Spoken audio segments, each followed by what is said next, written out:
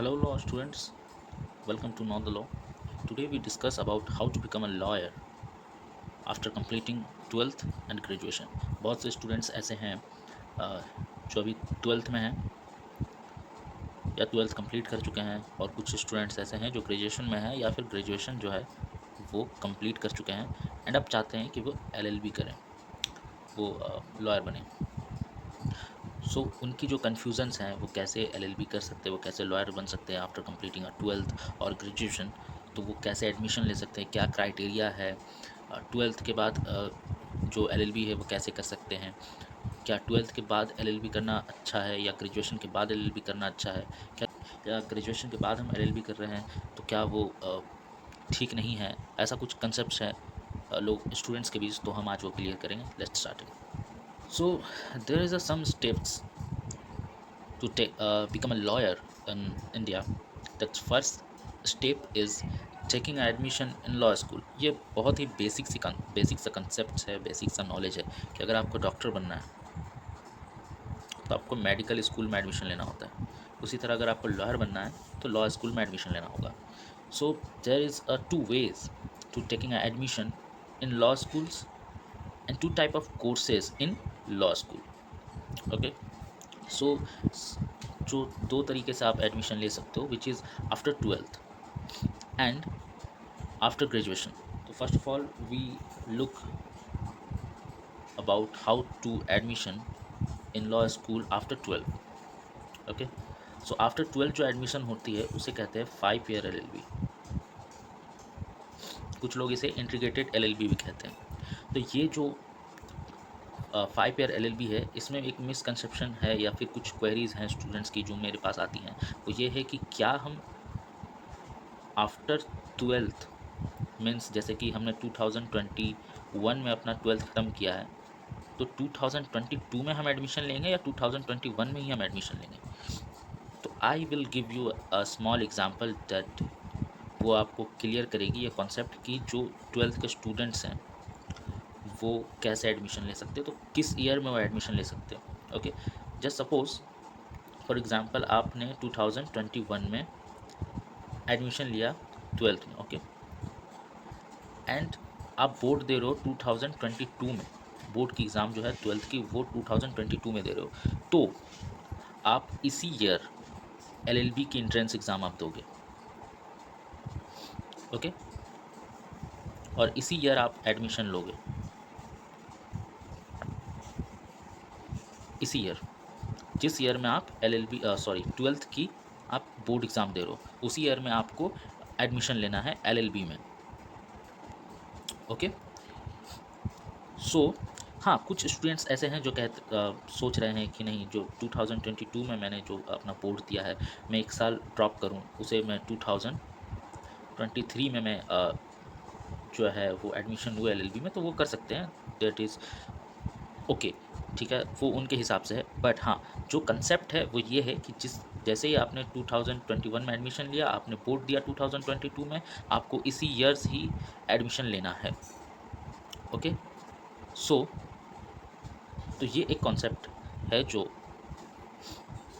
And after graduation जो LLB होती है उसे हम कहते हैं 3 ईयर LLB। बेसिकली ये जो 3 ईयर LLB और 5 ईयर LLB है, ये 3 ईयर और 5 ईयर जो है ये कोर्स ड्यूरेशन है। यहाँ पे जो स्टूडेंट आफ्टर 12th LLB करते हैं 5 ईयर LLB, इसे इंटीग्रेटेड LLB भी कहते हैं। दैट मीन्स अगर आपने 12th में कॉमर्स लिया है तो आप BCom LLB कर सकते हो, BCom प्लस LLB। ओके, और अगर आपने आर्ट्स लिया है तो BA प्लस LLB कर सकते हो आप। अगर आपने साइंस लिया है तो BSc प्लस LLB कर सकते हो आप। ओके, तो इसका मतलब ये है कि आपको BCom यानी कि ग्रेजुएशन के साथ साथ, ग्रेजुएशन सर्टिफिकेट के साथ साथ आपको LLB की भी सर्टिफिकेट मिलती है। That is 5 year LLB। Okay, after 12th। Okay, and 3 year LLB after graduation is 3 year LLB basically, क्योंकि इन्होंने तो ग्रेजुएशन कर रखा है, इनके पास ग्रेजुएशन की सर्टिफिकेट है। अब इन्हें जो चाहिए वो है LLB की सर्टिफिकेट। ओके, तो ये 3 साल की कोर्स होती है। That is 3 year LLB and 5 year LLB। Okay, and now we discuss about बहुत से ऐसे स्टूडेंट हैं जिनके दिमाग में क्वेश्चन चलती रहती है, क्वेरी चलती रहती है कि which is better, 5 year LLB और 3 year LLB, which is better तो बहुत से ऐसे कॉन्सेप्ट है, बहुत से लोग ऐसा कहते हैं कि 5 ईयर एलएलबी इज़ बेस्ट, क्योंकि यहाँ पे आपको 5 ईयर आप एलएलबी पढ़ रहे हो, और यहाँ जो 3 ईयर एलएलबी है यहाँ पे आप सिर्फ 3 साल एलएलबी पढ़ रहे हो, तो ये उतना खास नहीं है। बट ये एक मिसकंसेप्शन है कि 5 ईयर एलएलबी बेस्ट है और 3 ईयर एलएलबी जो है वो बेस्ट नहीं है।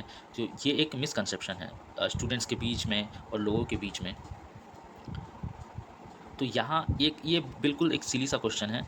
सो यहाँ पे जो है दोनों ही बेस्ट हैं, दोनों ही बेटर हैं, नॉट बेटर, दोनों ही गुड हैं, बिल्कुल बहुत अच्छे हैं। कुछ स्टूडेंट्स ऐसे हैं जो 12th में ही उन्होंने सोच लिया था कि वो आफ्टर आफ्टर 12th वो एलएलबी करेंगे।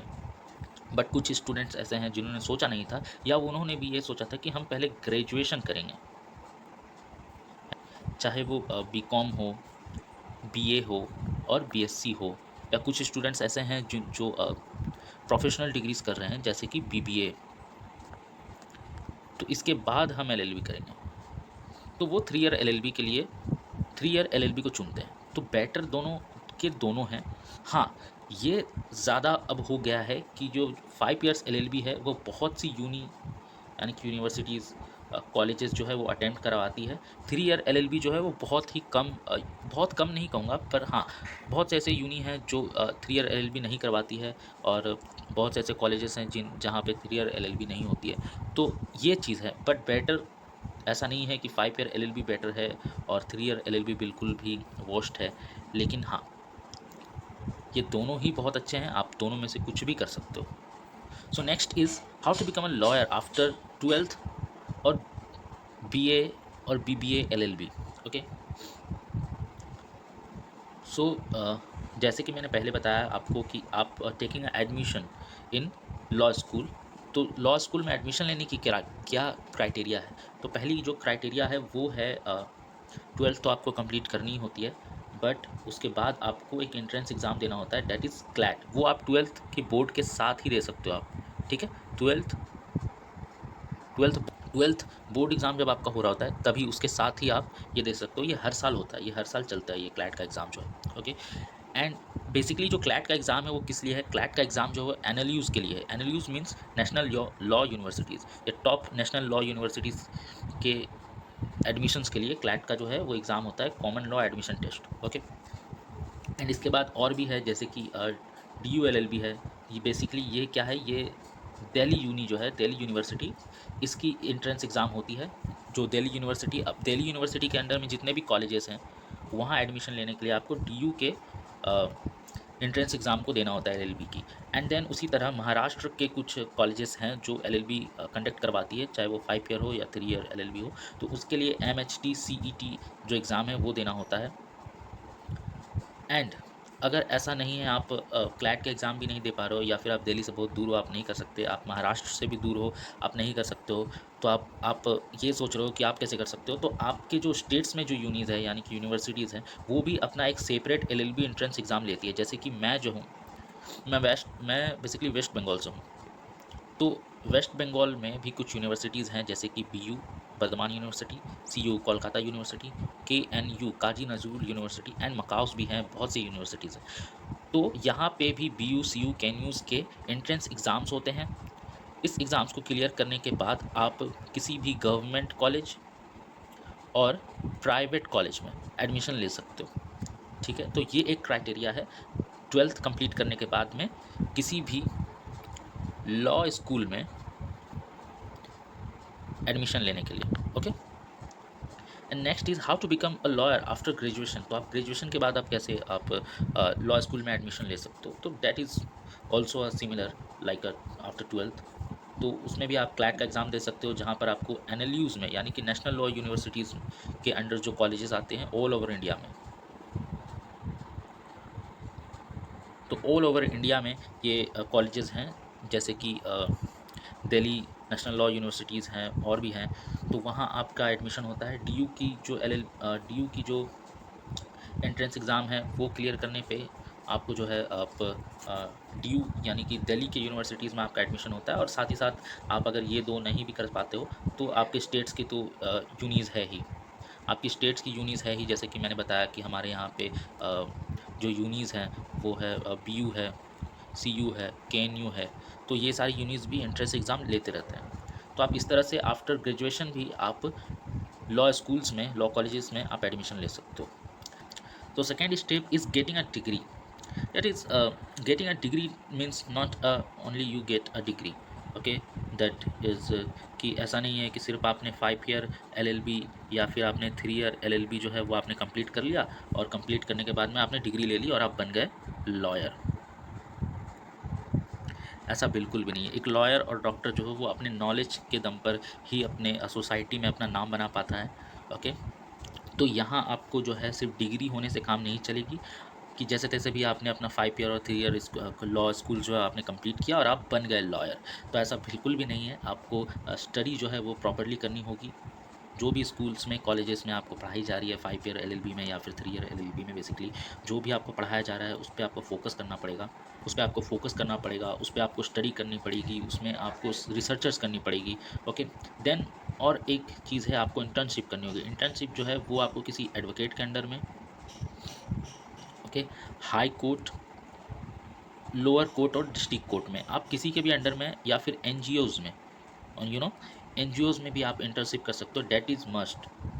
जब आप इंटर्नशिप करते हो तो आपको पता चलता है कि आप किस तरह से अपने क्लाइंट्स को आप डिफेंड करते हो, है ना, अपने क्लाइंट्स को आप प्रेजेंट करते हो जज के सामने, किस तरह से आप केस प्रेजेंट करते हो, किस तरह से आप उनको किस तरह से कोर्ट में एक काम होता है, किस तरह से ड्राफ्टिंग होती है।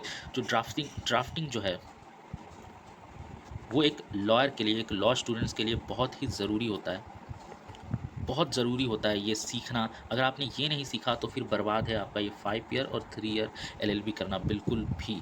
तो ये इंटर्नशिप बिल्कुल मस्ट है करना, क्योंकि इंटर्नशिप में ही आप सीख सकते हो कि किस तरह से ड्राफ्टिंग की जाती है, किस तरह से आप कोर्ट में अपने क्लाइंट को आप प्रेजेंट करते हो जज के फ्रंट में।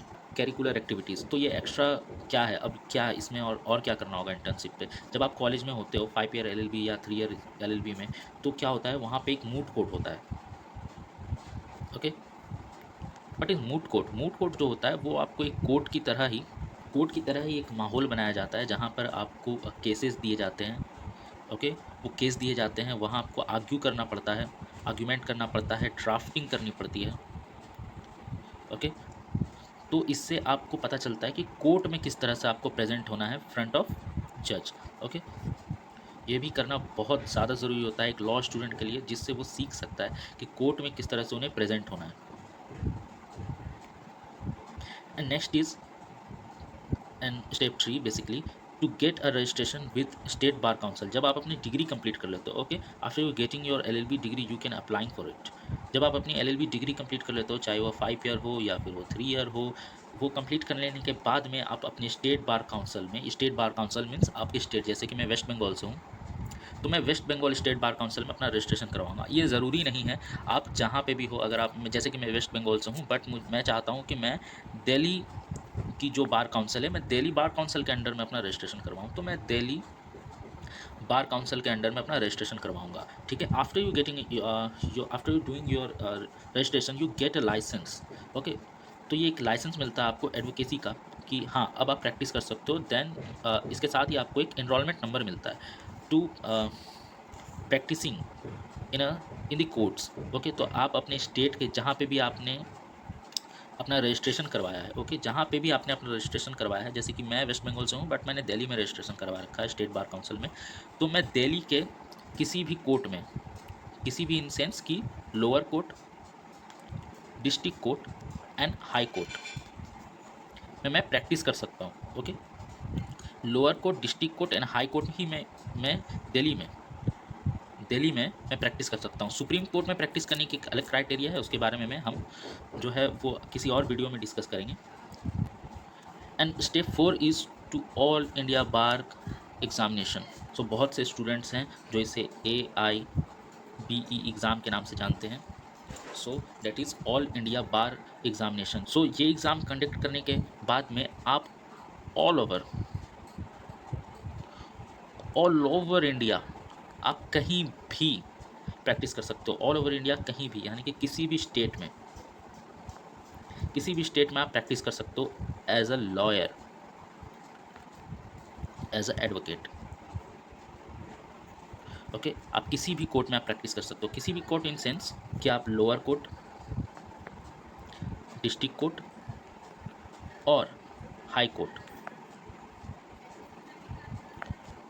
इन तीनों में आप प्रैक्टिस कर सकते हो। मैंने फिर से कहा बताया आपको कि सुप्रीम कोर्ट में प्रैक्टिस करने की क्राइटेरिया अलग है, वहाँ किस तरह से आप प्रैक्टिस कर सकते हो इसके बारे में हम किसी नेक्स्ट वीडियो में बात करेंगे।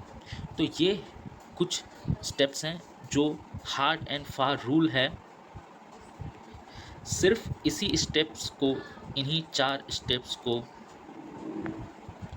फॉलो करके आप लॉयर बन सकते हो इन इंडिया। इसके अलावा कोई और स्टेप्स नहीं है जिसे फॉलो करके आप लॉयर बन सकते हो इंडिया में। ओके, आई होप आपको ये वीडियो पसंद आई होगी, आपको समझ आया होगा कि आप किस तरह से लॉयर बन सकते हो इंडिया में। अगर ये वीडियो आपको पसंद आई, इससे आपको कुछ नया सीखने को मिला, जानने को मिला, तो प्लीज़ वीडियो को लाइक करें, सब्सक्राइब करें, शेयर करें अपने फ्रेंड्स में जो लॉयर बनना चाहते हैं या LLB करना चाहते हैं। बेसिकली एक ही चीज़ है दोनों, बट कुछ स्टूडेंट्स हैं जो LLB सिर्फ अपनी डिग्रीज़ को बढ़ाने के लिए करना चाहते हैं, दैट इज़ गुड। जो लॉयर बनना चाहते हैं, LLB करना चाहते हैं और उन्हें अगर पॉलिटिकल में इंटरेस्ट है तो आगे हम पॉलिटिकल की भी क्लासेस, LLB क्लासेस एंड बाकी सारी लॉज की क्लासेस भी हम यहाँ पे स्टार्ट करने वाले हैं। So stay tune, like, share, subscribe please. Thank you.